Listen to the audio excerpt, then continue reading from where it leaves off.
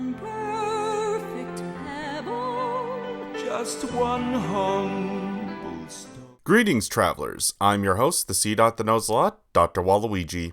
When it comes to many directors that I admire, there are none better in the animation business than Don Bluth. He's one of the few independent animators that I love for his great animation style and the movies he's helped create.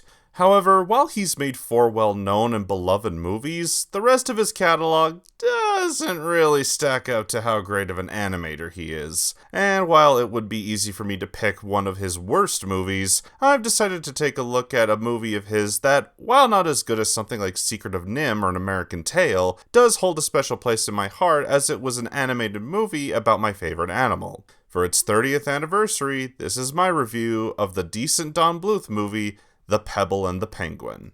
One perfect pebble, just one. The movie was one of many Don Bluth movies released in the 90s that was, unfortunately, doomed to fail due to the many amounts of production interference bullshit. The movie was made to cater to the dating crowd and started out as a personal project that Don Bluth and co-director Gary Goldman had planned, going so far as having the animators going to different zoos to figure out how to animate the different characters in the movie. But while this project started out as something with passion and love, it was ruined because of MGM meddling in the making of the movie, leading to the producers going so far as to cut scenes and characters from the movie, to them forcing changes to make the story much more lighthearted and kid-friendly, that it led to Don and Gary leaving the project and having their names removed from the credits. These changes led the movie to becoming a box office bomb, with the movie costing $28 million to make, and only making back an estimated total of $3.8 million at the box office, making this the second lowest made movie that Don Bluth worked on. Which is why I must reiterate to all of the producers who may be watching this video, stay the fuck out of the movie making business! You are there to provide money for the movie, not to butt in and make it your way. One perfect pebble, just one. The movie follows a group of Adelie penguins in Antarctica, specifically following a character named Hubie, voiced by Martin Short, who is an awkward character and is in love with the most popular female penguin named Marina, voiced by Annie Golden. However, despite getting the courage to talk to her, he has a hard time trying to get an engagement pebble to give to her so that she will become Hubie's mate, especially when he gets bullied and beaten up by another larger penguin named Drake, voiced by Tim Curry, who is trying to win the affections of Marina as well. This leads to him getting attacked by a leopard seal, escaping, and being captured and put on a ship set for warmer waters. Now, after escaping the ship, he must try to get back home before the full moon mating ceremony, save the girl, and take down Drake with the help of his new friend and trainer, Rocco the Rockhopper, voiced by Jim Belushi. One perfect pebble, just one. Despite a lot of things being changed, the cast and characters we did get are still pretty good. I feel like I related the most to Hubie, as he and I shared very similar traits. I was a nerd, and while I was never physically bullied, I was verbally and emotionally bullied as a kid, and I definitely relate to his growth as the movie went on, as I had a somewhat similar experience. Though my favorite character was Rocco, as he was just a fun and cool character that I consider one of the first badasses I knew of as a kid, when he would take on everything in his way, and his war cry was something I always wanted to emulate. I do think that Marina is okay. She wasn't a bad character or anything, but I feel like she is another character that was just the prize and only stood out because she didn't agree with the other female penguins' views on how to get a mate. But as always, the best part of any movie, especially with this specific actor, is the villain with Drake. I will say that he's not a deep and complex villain, only wanting Marina to be his wife because he sees her as the prettiest one, and she would complement his own vain beauty.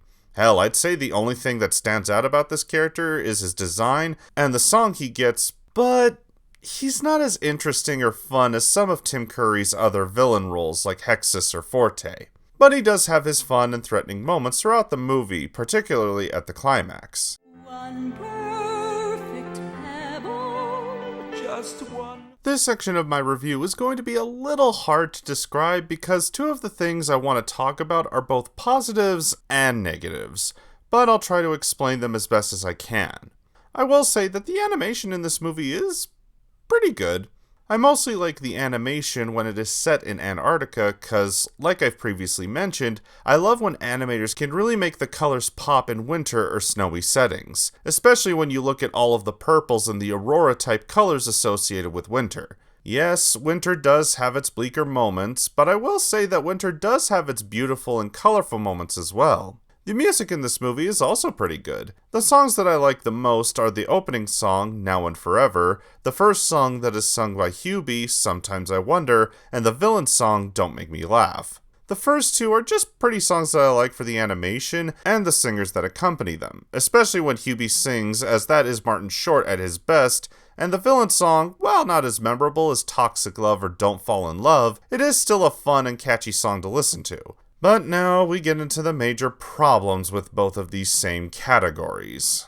One perfect pebble, just one. When it comes to the negatives of the animation, my biggest complaints come from the fact that because this movie was heavily rushed, you can see the moments in the movie where the animation wasn't finished, which are at the end of the movie and during one of the songs sung by characters that Hubie meets on a ship where he's been captured. I don't blame the creators for these blunders, but I will state that it does get distracting during the movie, as it is very obvious that certain scenes weren't finished. Which just makes my point even stronger in that movie producers need to stay out of a project lest you end up with an unfinished mess. Which brings me to point number 2. The rest of the soundtrack is awful. These are some of the worst songs I've heard in an animated movie. Probably the worst one is Now I've Got Me a Friend, because it just comes out of nowhere and stops the movie so we get a happy song that really isn't needed.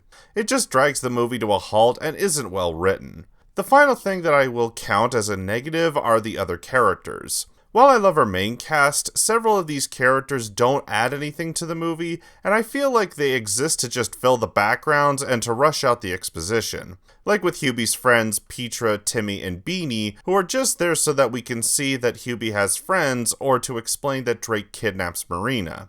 It's such a shame that this movie could have been much better if these producer morons kept their greedy little hands off this project and let Don Bluth work on the film his way. One perfect pebble, just one. Despite a lot of changes to the movie and Don Bluth basically giving the middle finger to the producers, I do think that there are a few good things that did come out of this movie. I like the main cast, the music and animation is, while a mixed bag, does have some good things that came from it. And the one cool thing about the VHS copy I have is that it had an opening where a person talked about penguins and got me interested in checking out more facts about these animals. I'm not sure if that opening is on the DVD or the Blu-ray, but it is a cool tidbit to see if you can find it. Overall, I give The Pebble and the Penguin a 6 out of 10. It's not a perfect movie, and it may turn a lot of Don Bluth fans off for how awkward the animation is, but I do think that there are some good things that came out of it despite the hiccups. Thanks for watching. I'm Dr. Waluigi, and remember, don't judge a book by its cover, 'cause you'll never know what's inside. Good night, everyone. One perfect pebble, just one.